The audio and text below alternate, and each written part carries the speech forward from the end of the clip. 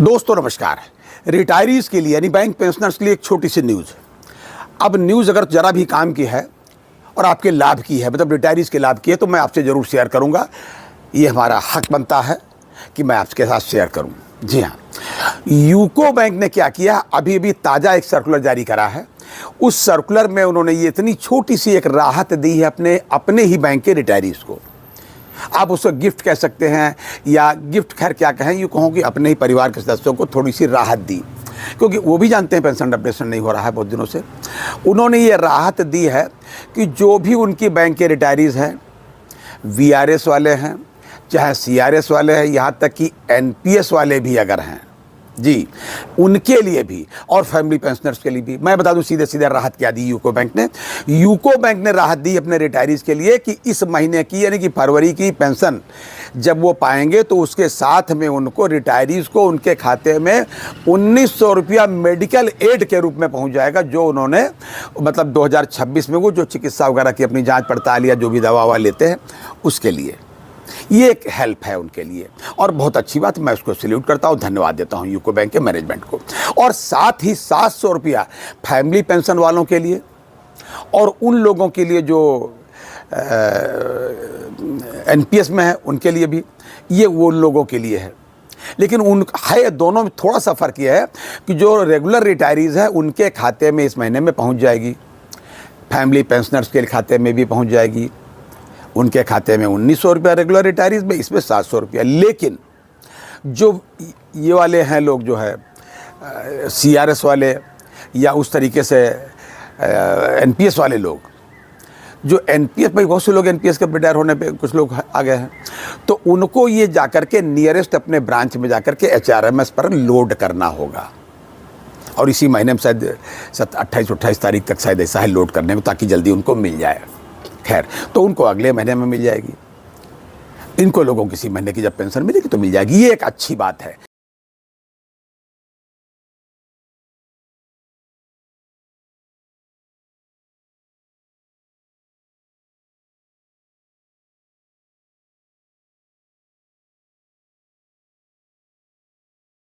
लेकिन इसी के तारतम्य में एक चीज और बता दूं आपको, पंजाब नेशनल बैंक इसी तरीके की हेल्प अपने एम्प्लॉइज को पहले से कर रहा है।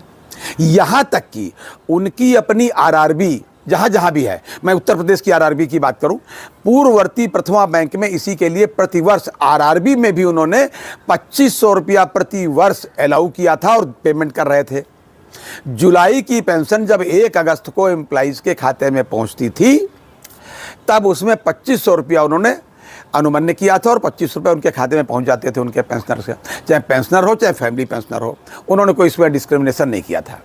लेकिन जब से उत्तर प्रदेश ग्रामीण बैंक में उसका जो है एमलगमेशन हुआ है, मतलब 3 आरआरबीज का हुआ उत्तर प्रदेश में, प्रथमा यूपी ग्रामीण बैंक, बड़ौदा यूपी ग्रामीण बैंक और आर्यावर्त बैंक, तो अब उत्तर प्रदेश ग्रामीण बैंक हो गए। तब से ये पैसा अभी तक नहीं मिला है एम्प्लॉइज़ को।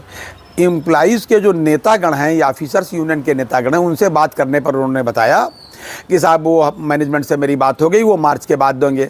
ऐसा क्यों करते हैं मुझे नहीं पता, लेकिन मेरे पास तमाम इसकी शिकायतें आती रहती हैं कि भाई साहब इस बात को उठाइए।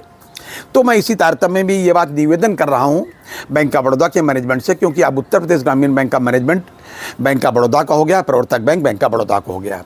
उनसे निवेदन करूँगा कि बहुत ही पेटी अमाउंट है और आपके ही परिवार के उन लोगों के लिए देय है जो आपकी बैंक को सींच करके काफ़ी दूर तक आगे बढ़ा करके लाए हैं, प्रगति करके लाए हैं।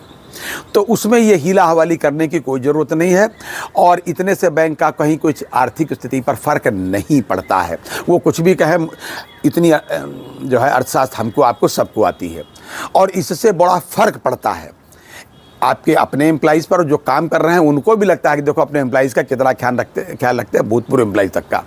तो एक ये मैं उनसे निवेदन करूंगा।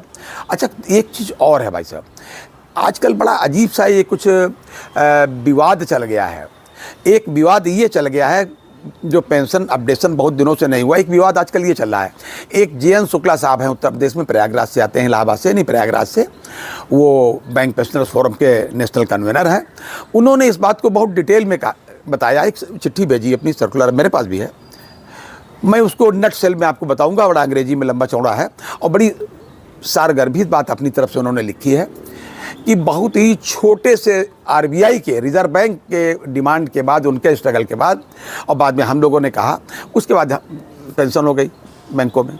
अपडेशन न होने का, पेंशन न अपडेशन होने का बहुत बड़ा कारण जो है जीएन शुक्ला साहब ने डिटेल किया है कि बहुत बड़ा कारण उसका सिर्फ ये है, जबकि नियम भी है कि पेंशन अपडेशन होना चाहिए, लेकिन सिर्फ इस वजह से नहीं हुआ कि जो यूएफबीयू के घटक हैं वो उदासीन हो गए, लापरवाह हो गए, या उन्होंने ध्यान नहीं दिया, या केवल उनका ध्यान वर्किंग एम्प्लॉइज की तरफ हो गया।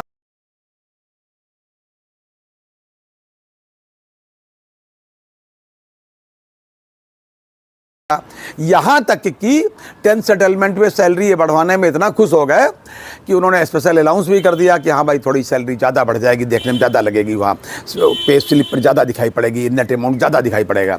और वो भूल गए कि आगे चल के क्या होगा। भूल गए या जान के क्या, ये तो मैं कोई आरोप नहीं लगा रहा, इसलिए कि कुछ लोग जो आज पेंशन के आंदोलन में साथ में हैं वो भी उस समय वहीं थे, वो एम्प्लॉय भी थे और उस 10 सेटलमेंट में हस्ताक्षरकर्ता भी थे। उनसे कहाँ चूक हुई ये तो मैं नहीं जानता।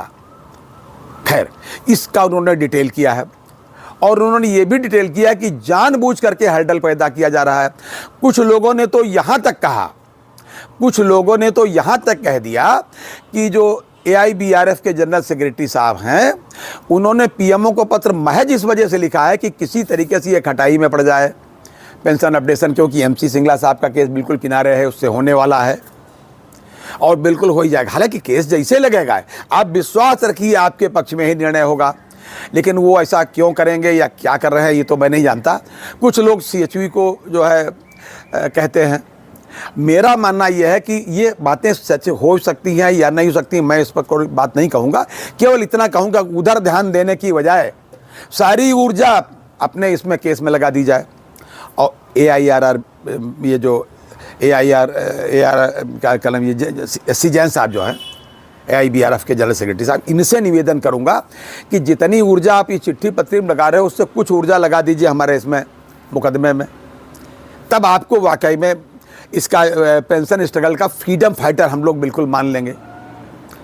और हम लोग क्या, सब लोग फ्रीडम फाइटर हैं इसके, जो लोग ये सब कर रहे हैं, स्वर्गीय MC सिंगला साहब हैं या जो भी लोग हैं, सब फ्रीडम फाइटर हैं। 32 साल से वैसा पेंशन अपडेशन नहीं हुआ। जरा पूछिए उन लोगों से जो बहुत पहले रिटायर हुए हैं, उनका घर कैसे चलता है।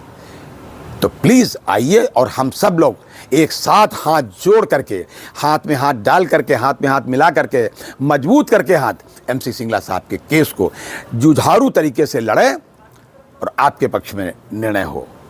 ये हमारी इच्छा है, आपसे अपील भी है। और आप भी अपने कमेंट में बताइए कि क्या मेरी रिक्वेस्ट आपसे, आप सब लोगों से है, ये सही है।